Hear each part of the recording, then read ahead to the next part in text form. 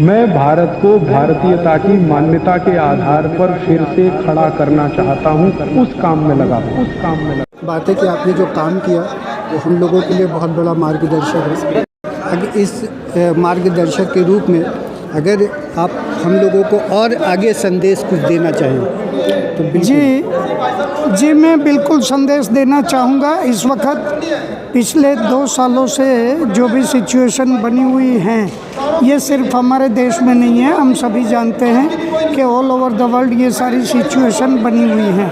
तो हम सबको इसको अच्छी तरह से समझ लेना चाहिए कि ये सारा माजरा आखिर ये है क्या।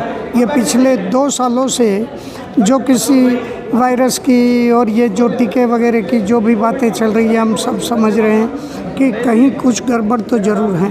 तो ये गड़बड़ क्या है, इसको हमें समझना चाहिए कि ये जैसा जैसे मानो उत्क्रांति जो होती रहती है, उत्क्रांति की इस सनातन सफ़र में दूसरे विश्व युद्ध के बाद ये साम्राज्यवाद का जो भी दबदबा रहा विश्व में, और साम्राज्यवाद के अंडर में हम लोग गुलाम भी रहे, तो उस साम्राज्यवाद को दुनिया के सारे लोगों ने उखाड़ फेंका। हमने भी यहाँ से उखाड़ फेंका 1947 में। उस टाइम 1945 में जब द्वितीय विश्व युद्ध समाप्त हुआ, तब दुनिया के बड़े बड़े लोगों ने देखिए इसमें ये संपत्ति और सत्ता का गठबंधन है जो बहुत पुराना है, हजारों सालों से ये सब कुछ चल रहा है। जब कोई अंतिम समय आता है, सत्ता में कुछ परिवर्तन होता है, तो ये पलटी मार के और कोई रास्ता निकाल लेते हैं। किसके लिए? दुनिया के जो आम नागरिक हैं हर एक देश के, उनका शोषण करने के लिए, उन्हें गुलाम बना के रखने के लिए। तो दूसरे विश्व युद्ध के बाद उन्होंने यूनो वगैरह बना लिया, यूनाइटेड नेशंस ऑर्गेनाइजेशन, और कुछ अनुषंगिक संस्थाएं भी बनी, WTO, WHO, world bank, IMF, UNESCO, WEF, बहुत सारी संस्थाएं इन्होंने बनाई। लेकिन इनका ओपन एजेंडा कुछ अलग था।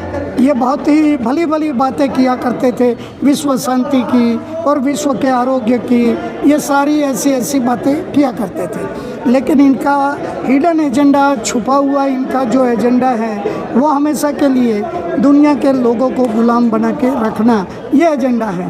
तो तब के बाद 1947 के बाद आज करीब ये समझिए कि 75 साल होने आए हैं साम्राज्यवाद को उखड़े हुए।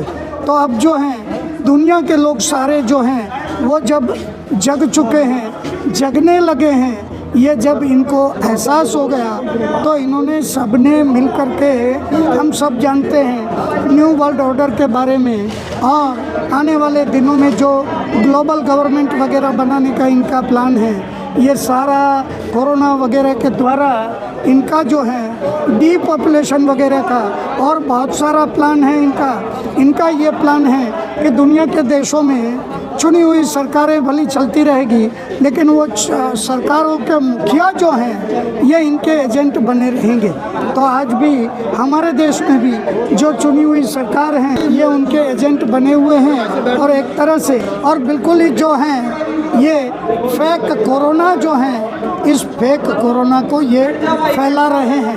अब जो है मैं सिर्फ इतना कहना चाहूँगा कि ये जो फेक कोरोना, ये वायरस की बात हो रही है, ये टीके वगैरह की जो भी बातें हो रही है, इसका अब जो है आगे उपाय क्या हो सकता है? तो देखिए ये सीधी सीधी बात है, ये जो है ये ग्लोबल इन्वेजन है।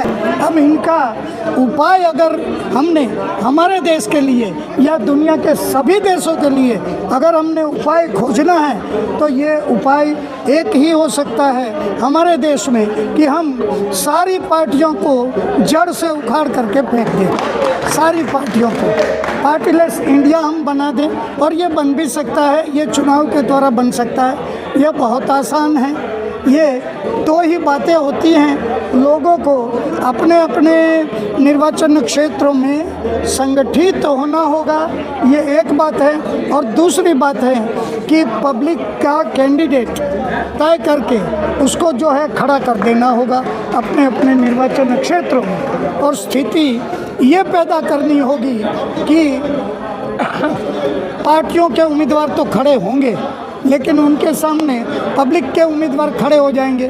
तो देखिए आज तक की जो स्थिति थी, आज अभी भी होता है ना इंडिपेंडेंट कैंडिडेट, वो अलग है।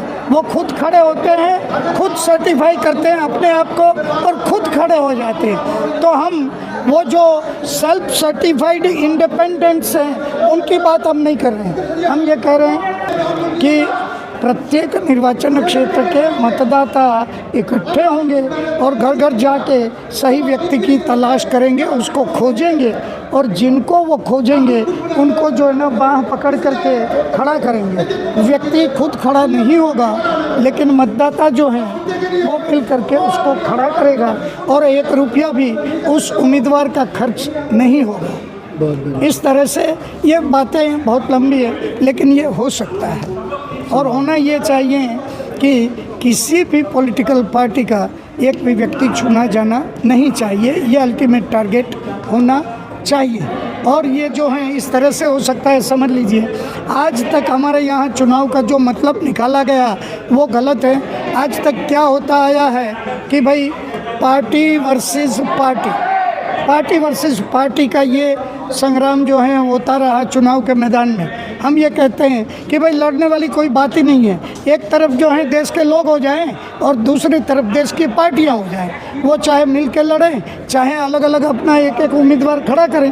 हम अपना उम्मीदवार पब्लिक कैंडिडेट उनके सामने खड़ा कर देंगे और उनका उम्मीदवार जो है किसी भी पार्टी का वो चुना नहीं जाएगा और पब्लिक कैंडिडेट है वो चुना जाएगा। तो इस तरह से पब्लिक कैंडिडेट जो है वो इंडिपेंडेंट होगा, लोगों ने उसको खड़ा किया होगा लेकिन वो जो है खुद खड़ा नहीं हुआ होगा। जो खुद खड़ा होता है वो भी पब्लिक कैंडिडेट के सामने होगा। पब्लिक कैंडिडेट के सामने समझ लीजिए आप पब्लिक कैंडिडेट हैं तो आपके सामने सभी पार्टियों के उम्मीदवार भी होंगे और खुद खड़े हुए उम्मीदवार जो कि निर्दलीय होंगे वो भी आपके सामने होंगे और आप जो हैं अकेले, आप पब्लिक कैंडिडेट होंगे, आपको जो है पब्लिक का सपोर्ट होगा। तो ये बात है। तो इस तरह से पार्टीलेस इंडिया ही एक उपाय हो सकता है। जी।